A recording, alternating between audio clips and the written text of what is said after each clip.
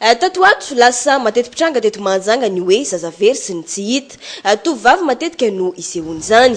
Noho io dia betsaka ireo ray aman-dreny mandeha manao fitarainana eny anivon'ireny ainao manjery samihafa ireny. Ny amin'ity tranga ity dia nanontany ny mpitandro filaminana izay ny hoe move misy marina ity resaka alajaza ity eto Mahajanga.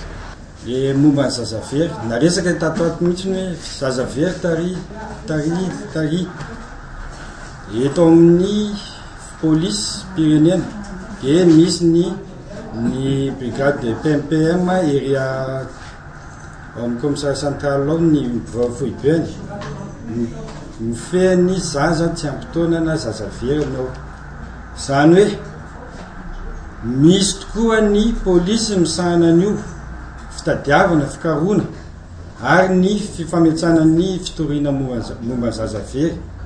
fa rehefa tena natao famotorana an'ireny nakabetsany le zaza ary tsy very akory fa manaraka olona izy any ambadika any manaraka tsy fantaka dia le ray aman-dreny nefa tsy mahafantatsy dia hoe zanako very dia eo zany maresaka be amin'izay na amin'ny aina aman-dreny hoe zazavery tary efa natao fanadadiana efa tsatsa le zaza taizanao zanany dia nanaraka ny sipany na nanaraka ny namany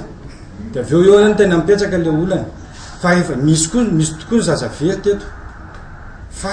efa natao fanadadiana dia efa misy tsatsa misy any mba le karoana zay am'izao.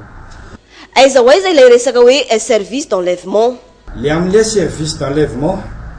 io zany ohatrany fampikorotana ny saim-bahoaka io fa zany zavatra zany tsy misy eto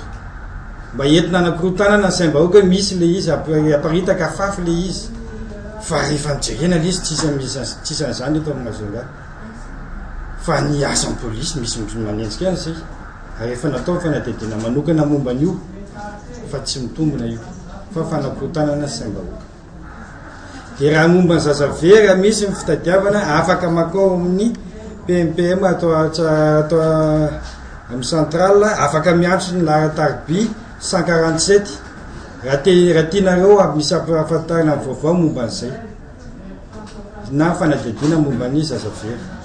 Arak'izay ary tsy tokony iororisaina ny ray aman-dreny ny amin'ny siosiondresaka etsy sy eroa ny amin'ity resaka alajaza ity ny eto Mahajanga rahateo izay manana safatra raha manokana miandraikitra an'izany na ihany koa afaka miantso mivantana ary maimaimpona ny laharana Antarby 147 na ny 147.